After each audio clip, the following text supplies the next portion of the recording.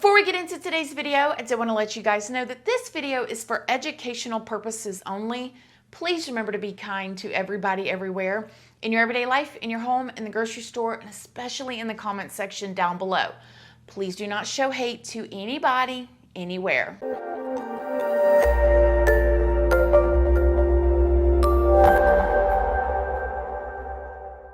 Good morning, my lovelies, my beauties, my friends. My name is Christina and welcome to my channel.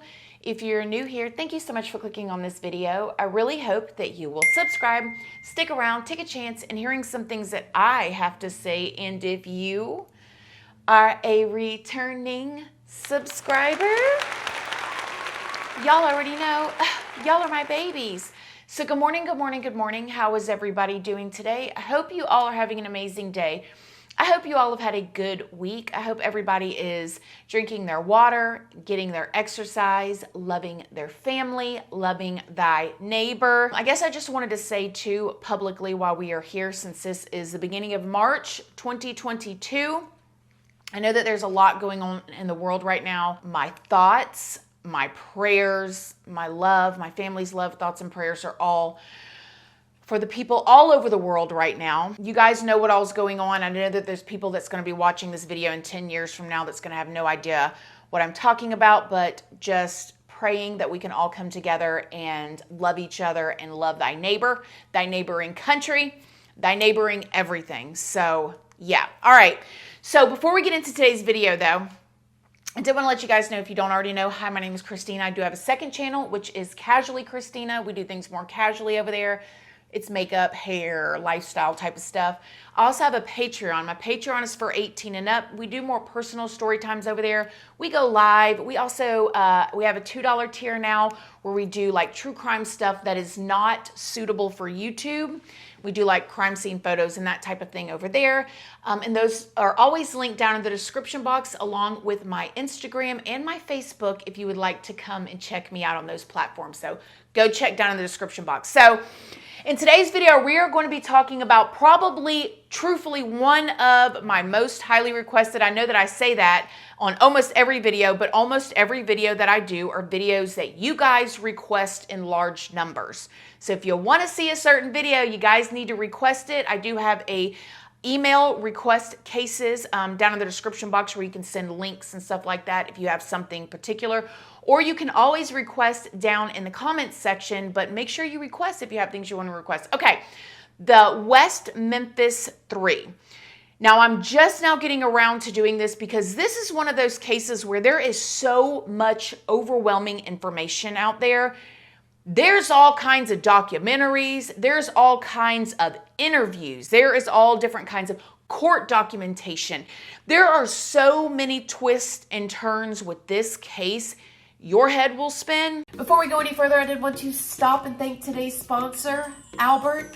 If you're using a traditional bank, then you know all the different types of things that comes along with that, like overdraft fees, or the fact that you have to keep a minimum balance in your bank account at all times. There's also yearly maintenance fees that comes along with that, but not if you are using Albert. Albert is completely different than any bank account you have ever used before. Albert is completely free to sign up and super easy to use. And my favorite part is that Albert will help you save money really without you even knowing. I mean, if you ask me what is the easiest way to save money, it is not knowing that you're doing it. Well, that's exactly what can happen if you use Albert. Albert will actually look at your income and your expenses and see what you can afford to save. And then they will automatically move amounts of your money from your checking into your savings, even sometimes as small as a couple dollars at a time. So you are saving and building up your savings account without even knowing that you're doing it. And for a limited time, when you open an Albert account and connect a qualifying direct deposit, you will get $150. So if you want to start saving today, all you need to do is go to albert.com/Christina Randall to download the Albert app for free. And remember, for just a limited amount of time, when you open a checking account with Albert and have a qualifying direct deposit, you're gonna get $150. And when you support Albert, you help support my channel. So thank you again, Albert, for sponsoring this video. But I'm going to do like I always do in my videos. I'm going to tell you guys the whole story, the best that I can, the way that I understand it. And then at the end, I'm going to give you guys my opinion on what I think happened, on who I think did it. And also we'll try to talk about what we can learn from this case. So let's just start at the beginning. In 1993, in a small town, West Memphis, Arkansas, everybody in that community's life would change forever. This was the type of small town community where kids rode their bikes outside, neighbors ran to each other's house, knocked on the door, let me get a popsicle. This was the type of town where it was very conservative, where it was considered like the Bible Belt. Lots of faith-driven type of people. Local politicians ate at the diners. Your local mechanic could live right next door to you. Just that type of feel. There was very, very, very low crime rate. Nothing real big happened in this small town until this night in 1993. Three 8-year-old little boys would leave their homes after school, riding their bikes, and go missing. The three little boys' names were Stephen Branch, Michael Moore, and Christopher Byers. The three little boys were Boy Scouts. They liked to hang out, throw rocks in the water, and they were just all best friends. Steve's parents got divorced when he was an infant. His mother, Pamela Branch, got custody of him and later remarried a man named Terry Hobbs. Steve was an honor roll student, and he lived with his mother, his stepfather, and his 4-year-old little half-sister, Amanda. Michael lived with his parents and his 9-year-old sister, Dawn, and he was considered the leader of the three. Christopher's parents divorced when he was 4 years old. His mom, Melissa, later married a man named John Byers, who adopted Christopher. Christopher lived with his mom, adopted father, and stepbrother Sean, who was 13 years old. On May 5th of 1993, all three boys went to school like they typically did. After school, it was said that around 3:40 p.m., Michael and Steve left on their bikes. They were saw by neighbors riding their bikes together, and then Christopher later caught up with them. Now, one of the neighbors would say that Christopher came by their house and said that he was running away. He was never going home again, and that his daddy whipped him. And then he would later go and catch up with his other two best friends. The three 8-year-old little boys were later seen riding their bikes into the entrance of Robin Hood Hills. Now, I'm going to just tell you guys the rest of the story, but at the end, we're going to talk about a bunch of things that other people said. So just stay with me here. So the 3-year-old little boys were seen riding their bike into this neighborhood. Later on that evening, around 7 o'clock, is when the parents really started to get concerned. All three boys were gone and nobody had seen them past 6:30.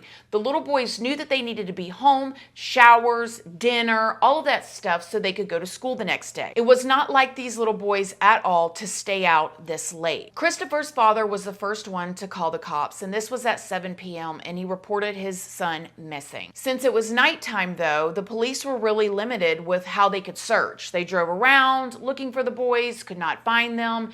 The other two families got involved, and before you know it, the community and all the neighbors were out searching, looking for the three little boys.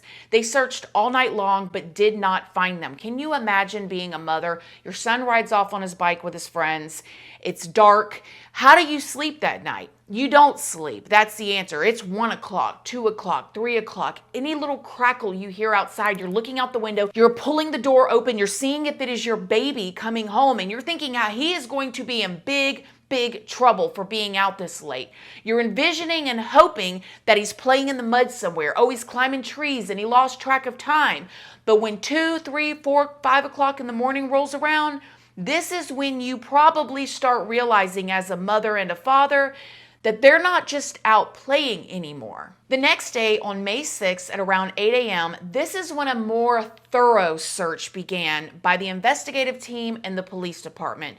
This was, again, a small town, and word traveled fast. Investigators and the community searched all of West Memphis, and they really focused on the last place that they had been seen, which was that Robin Hood Hills. Nothing came up at this point. However, at around 1:45 p.m., there was an investigator that was walking alongside this creek and saw a shoe floating in the water. He walked down or climbed down into the creek and began to look around. This creek was super muddy and dirty and yucky, mucky water, but it ran into this canal that was leading on the way to that Robin Hood Hills where the boys had been last seen. This investigator called other investigators down into the water, and they began to continue to search. And before you know it, one of them stepped on something that felt out of place. He reached down into the water and pulled up to see the lifeless body of one of the boys. As he pulled the body up through the water, because again, the water was mucky and you couldn't see through it. He realized that the little boy's body was completely nude and hogtied with shoelaces. Right arm to right ankle, left arm to left ankle. He carried the little boy's body up to the shore, laid him down, and the rest of the guys continued to search through the water. Before you know it, they found the other two bodies. They laid all three bodies up on the shore, all three of them nude, all three of them completely hogtied. Now, this wasn't no accident, obviously. This wasn't little boys getting caught under something, playing in the water. This was maliciously done. There was other markings to the boys' bodies that would later be deemed as possible animal marks. There was also mutilation to one of the boys' genitals, and it was very bad, like almost terrible. Just terrible. We'll just say that. As the officers roped this whole area off as a crime scene, the public began to gather around. They knew that something was going on. Again, there's like hardly no crime in this town, just little stuff, but nothing big. It wasn't typical for the community to see investigators, first of all, out searching like this for three little missing boys that would not run off, but then to see them putting up crime scene tape, the community knew something was found. Around this time is when the families began to arrive to the scene. There's actual footage of Steve's mother hearing the news, and she falls to the ground, absolutely devastated. And when you hear her scream, it's the type of scream that nightmares are made of. The devastation of knowing that the morning before, you dressed your little boys, you fed them breakfast, you put their little backpacks on their backs, you sent them off to school. They come home from school, they change out of their school clothes or they let you know they're going to go ride their bikes with their best friends the same way they have done every single day before, and then less than 24 hours later, they're gone. Now, investigators said that there was little to no evidence at the crime scene. Other than the boys' bodies, and then everything was in the water too. It seemed like the area had been swept clean of anything that could be evidence. As the police and the investigators began to look more into this, they immediately drew the conclusion that it had to be more than one person. That just one person could, one, not get three little boys like that. If you're holding one, another one's probably hitting you or running off or whatever. But in order to get all three little boys and to hogtie them with their own shoelaces like that, it had to be more than one person. It is also said that the knots that were tied with the shoelaces were different, so it seemed like it would be different people tying them. However, they also came to the conclusion that if it wasn't more than one person, it obviously had to be somebody that the little boys knew. Because if it was only one person, they had to have gone with somebody they knew and they trusted in order for one person to be able to hogtie all three of these kids. Now, later it would be deemed that two of the little boys died from drowning, and then the other little boy died from stab wounds. As more information came out, the public grew more and more irate. They wanted an answer. They wanted to find out who did this. Now, you guys got to imagine in the community, everybody's looking at everybody, okay? They're looking at that neighbor that's looked at their son for a little bit too long. Oh, I remember that time Bobby Joe gave my son a ride without my permission. Or I remember that weird kid that always stares at us in the store. It's a small town, and they're believing that the person is still in there. Fights broke out, people were arguing and bickering, and there was real pressure on the professionals to figure out who did this and figure it out now. Now, remember how I told you guys that this was in like the Bible Belt, or this was a super like religious or, faith-filled area? The rumors that this was a satanic ritual began to grow, and it grew super heavy. People started thinking that this was some sort of like cult.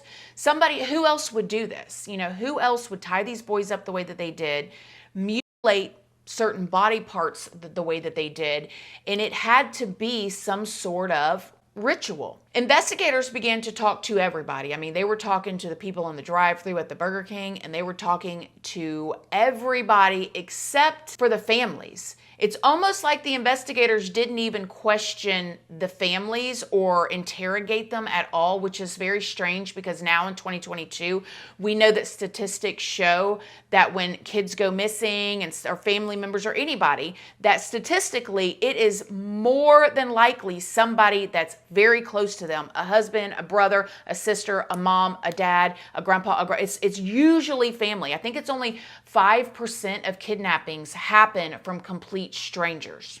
All right, let's keep going here. About a month later is when the investigators interviewed 3 young teenagers.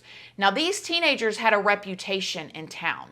They wore all black. They were really into heavy metal, which was kind of deemed back then in the 1993 in conservative towns like this as like satanic music. They wore clothing that was deemed satanic. There was one of the boys named Daniel who wore a black trench coat all the time. Winter, summer, hot, cold, a long black trench coat, which people whispered about in town. The 3 teenagers' names were Jesse, who was 17, Jason, who was 16, and Damien, who was 18. Damien and Jason had recently been arrested for shoplifting and vandalism. Damien had quite the reputation in town. Like, people really thought that he was a devil worshiper. We're not trash, by no means. My son was born in West Memphis. He was raised in West Memphis. And for the life of me, I cannot understand why people has got this bad image of him. So what if he wore a black trench coat? He's not the only one that does. So what if he wore black t-shirts, black pants? Johnny Cash wears black, doesn't he? I like black myself. And I'm by no means no devil worshiper, nor is he. Jesse, who was known for his temper and to getting into fistfights with other people at school. Jesse and Damien both dropped out of high school, and Jason earned his high grades and had a talent for drawing and sketching. Damien and Jason were the closest of the 3. They were like best friends, and they really, really, really loved this heavy metal music at the time, and Jesse was just kind of like the third wheel that was coming into the group. It was later said that Jesse had a very low IQ and his brain didn't quite function on the level that other kids his age did. I don't know how true that is, but that's what is said. Now, Damien's family was well known in the community for being very poor, and social services was involved in their life all the time. Damien also had lots of girlfriends and girls that liked him, and they were after that bad boy type of personality or persona that he put off.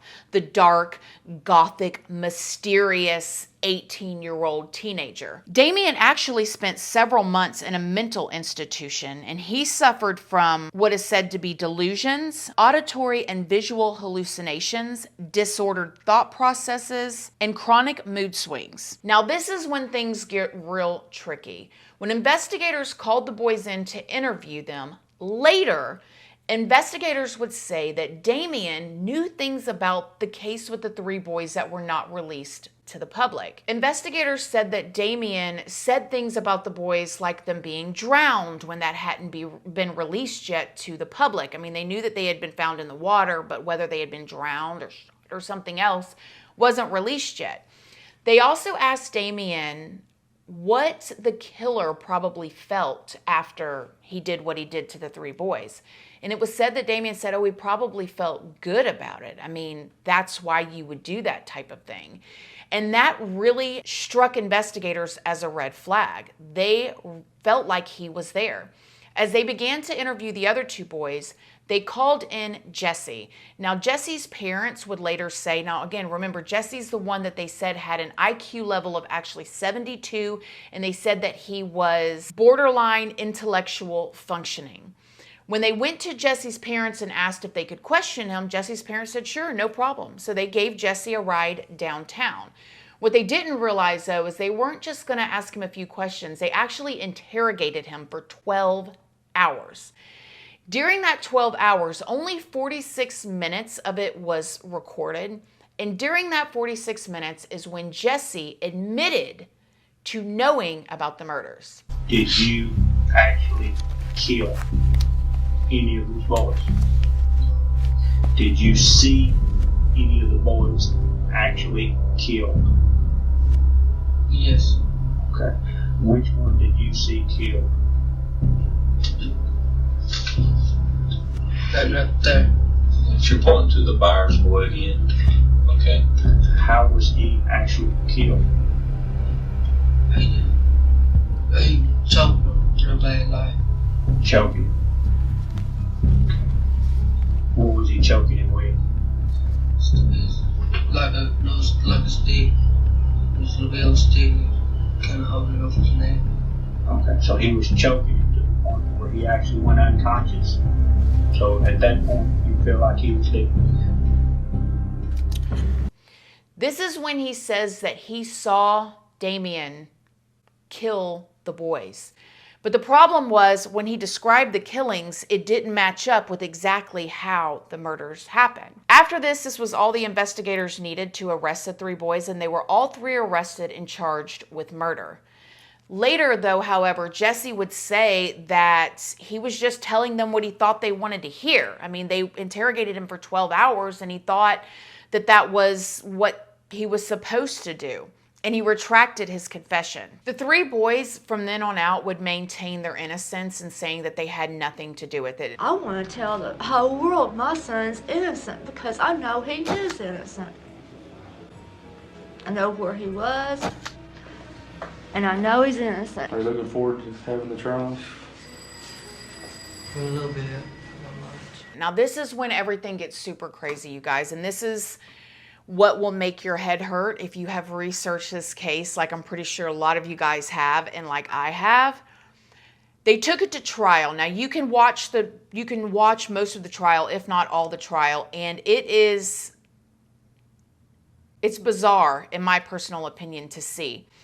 Damien the whole time stayed very stoic. He wasn't worried about anything. He remained unfazed. Now remember, he did have those diagnoses of like lack of insight and, mood swings and stuff. However, back in 1993, the community didn't take too kindly of that. They're like, okay, we got y'all up on trial, whatever. That doesn't make Damien a killer just because of those things. The prosecution really pushed this notion of like satanic panic. Now, I cringe to even use that term because you guys know my faith, and I definitely do believe in Satan, and I know Jesus is real and all of that stuff. However, I do think a lot of things can get blamed on a lot of things when sometimes it's just free will and people making really disgusting and bad decisions. Nevertheless, prosecution really pushed that on the community, satanic panic. And when Damien got up there on the stand, he admitted that he was into things of the sort, and he read books of people that were in cults and stuff like that. And it made it look like all the pieces could possibly fit together. Did the choosing of the name Damien have anything to do with any type of horror movies, Satanism, cultism, any of that nature? Nothing whatsoever. Okay. All right, after the time period that you were really into the Catholic religion, did you start focusing in another particular religion? Wicca. Wicca, all right. Could you explain to the ladies and gentlemen of the jury some principles about the Wicca religion? It acknowledges a goddess in a higher regard as a god because people have always said we are all God's children and men cannot have children. It's basically like a close involvement with nature. Is there a difference between the Wicca religion and witchcraft? Wicca is also called witchcraft. The word Wicca was bastardized. It originally meant wise one. Did the fact that you like to wear black all the time, were you different in other ways as well? Yes, I've never had a lot of the same interests that other people have, like sports, things like that. I've never been into anything like that. Did it help you deal with other people to have people kind of standoffish and sort of back away from you? Yeah, it was like a defense mechanism. It would make people think like, well, he's weird, I'm not going to go around him, so it kept people away. The three boys were eventually found guilty. Jesse and Jason got life sentences, and Damien actually was sentenced to death. So they go off to prison. This is when things became even more of an uproar. Some people felt like, good, case is solved, we got the murderers. But there was also a large group of people that felt like that they had the wrong guys. What I will say is that it's very obvious that investigators did not fully investigate this case like they should have, and this is why. On the night of May 5th of 1993, the night that the three boys went missing, the manager of a local drive-thru, Bojangles, called the cops and said that a man had come inside. He was crying, or he was upset. He was definitely flustered. He was covered in blood and mud and went back to the bathroom. Well, then he left before the cops could get there. When the cops got there, they just went through the drive-thru. The cops did not even get out of their car and go inside and look at anything. They drove through the drive-thru. They talked to the manager. They asked if the guy was still in there. They said no, and the cop drives off. Didn't come inside, didn't take any DNA swabs, didn't do anything. Can you believe that? Covered in mud and blood. Okay. The next day, that manager was so upset about it, they called the cops again, and the cops came out then, and then they took blood samples, DNA blood samples from the wall, because when the guy walked into the bathroom, he touched the wall and smeared blood all down it. So that's where they took the DNA evidence for that. However, the DNA evidence would become lost and was never tested according to the investigators. So that's a big mess up right there. There was also a witness that would later come forward and say that she saw three boys on bikes that day. Well, only two of the little boys had bikes, and one of the other ones would ride on one of the other boys' bikes. So there should have only been two bikes. And when their bikes were found later in that muddy river thingy, there was only two bikes found. So who was on the third bike? The witness described the third boy as wearing shorts and being kind of husky. All three of the boys that went missing were thinner boys, were not husky, and they all three had on jeans. So who was the fourth little boy? There are people that think that this little boy was riding with them and maybe lured them off somewhere. That person was the last person to see these boys. And then there's other people that think that it was just three different boys on bicycles. And then there's the stepfather, Terry. Now, Terry had a reputation to family members, and there's rumors. I don't know him. I don't know anything about him. But there are rumors that he was very abusive to his stepson, Steve. Little Steve's aunt would later do an interview and tell stories about how scared he was of Terry. She actually said that she remembered particularly when Steve was about 3 to 4 years old. Her sister, which was Steve's mom, was at her house along with the rest of the family, and they were all looking for Steve. Everybody was outside yelling. There was Steve, couldn't find him. He's 3 or 4 years old. Everybody's panicking a little bit. And something in the aunt's mind said, go check in that closet.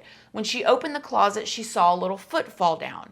When she dug through the closet, she found her nephew Steve, and Steve started crying and saying, I had an accident. Please don't let Daddy Terry get me. Please don't let Daddy Terry get me.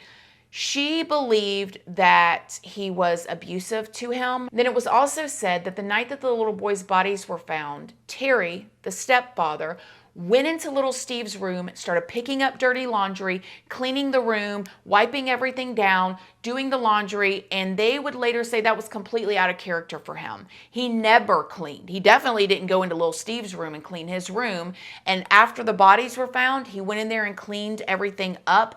And this is what made him become a suspect in some people's eyes as well. Now, he has maintained his innocence about this whole entire time as well. But there are family members of little Steve's that said that Terry was never even questioned. And this was another problem because people would say that the close, immediate family members, the fathers, the mothers, the stepfathers, were never pressed on the issue.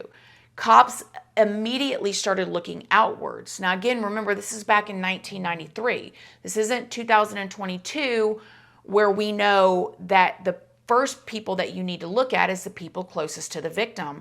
I don't know if they knew that back then or if they were just negligent. We know that they were with the guy at the Bojangles restaurant, but what else were they negligent with? There was also rumors about the little boys having to cross over this bridge to get to the area where their bodies were found. People say that the 3 little boys had to be lured over the bridge because there's no way that a murderer could have carried, or a couple murderers could have carried, 2 bikes and 3 little boys' lifeless bodies up over the bridge. Somebody that they knew had to have lured them there. Now, remember how I told you guys that the 3 teenage boys that were found guilty maintained their innocence the whole entire time? Well, in August of 2019, they were all 3 released from prison on Alford pleas. See, a while back, new DNA technology came out and they ran it back through the DNA evidence that was collected from the 3 little boys when their bodies were found,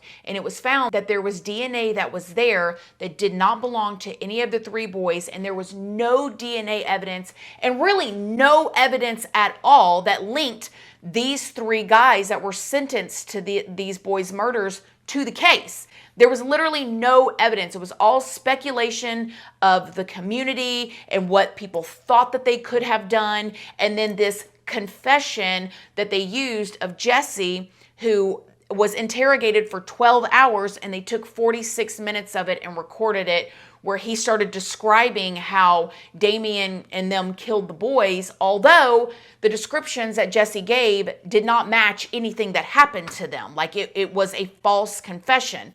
So they were released on an Alford plea. Now, what is an Alford plea? An Alford plea means that they are still deemed with their charges. So to the public, if they go to get a job, it's still going to show that they're murderers, but that they're saying that they're innocent. So they're taking the charges in the legal eye of being guilty, although they are still maintaining their innocence and saying that they're not guilty. In the Alford plea, which is why I think it was given to them, they had to sign documents saying that they could not legally come back after the city or the government or the state for wrongfully imprisoning them. Now, they had been in prison almost 20 years. You got to think it's 18-year-old young boy, 16 and 17-year-old young boys who were little hoodlums. I mean, they had all been in trouble. They was out being little hoodlums, but they may or may not have been murderers.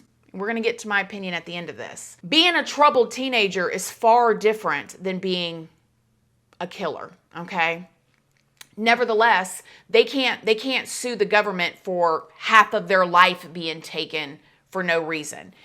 Now, this is when things get even more crazy to me. This is giving me major CW vibes, Brian Laundrie vibes, major cover-up feeling, okay? When the 3 who were grown men at this point, well into their 30s, on their way to their 40s by the time they're getting out of prison, and life is completely different to them now. I mean, when they went into prison, it was the early 90s. There was no cell phones, there was no internet, there was no Facebook, and the world is completely reliant on technology and social medias and apps on your phone, and banking is, all of that's electronic now. It was complete culture shock to them, and they were released with nothing. All right, boom, get the boot, get out, which they were thankful to get out, but it was a huge culture shock to them.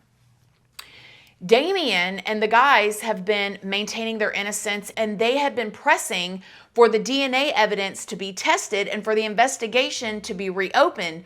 1, because they say that the murderer's still out there that took these 3 little boys' lives. They got away with it. And 2, they're still deemed in the public eye or legally as murderers when they're not. When they went to the police station and spoke with investigators, they told them that all of the evidence had been destroyed in a fire, so they couldn't Couldn't research it, couldn't test any more DNA. It had all been destroyed in a fire. So they're like, dang. Later, they found out, though, that the evidence hadn't been destroyed in a fire. It was all still there in boxes. They just did not want to reopen it. So the guys are out now. Matter of fact, you can find tons of videos of them doing interviews here on YouTube and hear what they're saying. And Damien is still fighting super hard to find out the truth about what happened. So leads me to my conclusion. What do I think happened? I do not think the 3 Memphis young teenagers that were sentenced to this did it. I don't think that they did it, and what makes me think that they didn't, and there's still a lot of people that do think that they did it, okay? There are investigators that have done interviews that are telling all the evidence of why they were found guilty and all of that. One of the main reasons why I don't feel like they did it is how they've acted since they've gotten out of prison, okay? Because if you know you're guilty, the last thing you're going to want to do is get out and reopen that case and have them testing. You're going to get out and lay your head down like, whew, I got out of that. You're going to get out and be quiet. You're going to lay low. But the fact that they're making so much noise and wanting the case to be legitimately solved tells me they know that they're innocent. Who do I think did it? I don't know. I don't know who did it. I think that the person that did it, if they're still alive, is watching all of this. I think it's a sick person, and I think it was somebody that the boys knew. If it wasn't a family member, I can't say it was that guy Terry because I don't really know. I can't say it was the other father or this or that because I don't know, but I do believe it was somebody these 3 boys knew because there was 3 of them, and they were all hogtied with their shoelaces, and it's just, I just believe it was somebody that they knew, and I think it's so sad, and I think it's sick. And I think it was probably a predator, and it could have been a family member that watched them and wanted them and got them away from the house and did whatever they did. And I think it's horrible and disgusting, and I think that the police department have covered up their negligence in it because they didn't want to get their community sued. And Damien since then has said that a lot of those cops and investigators have gone on to go into politics.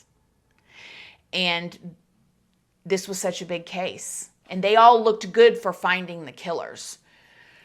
So that is truly, as long as this video was, that was a tip of the iceberg of this case. There is so much information. You could spend months just going round and round with this. So what do y'all think? I want to know so bad. I wish I could just phone every single one of y'all, and I want to hear, what do you think? I know a lot of y'all know about this case because y'all been blowing me up about it.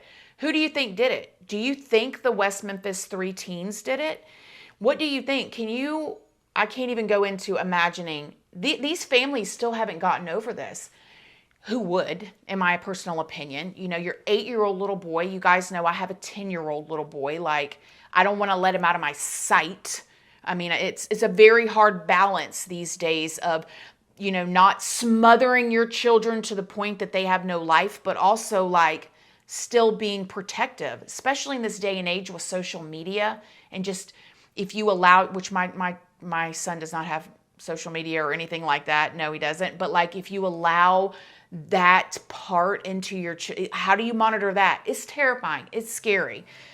What do you think? Let me know what you guys think in the comment section down below. As always, my loves, thank you guys so much for watching this video.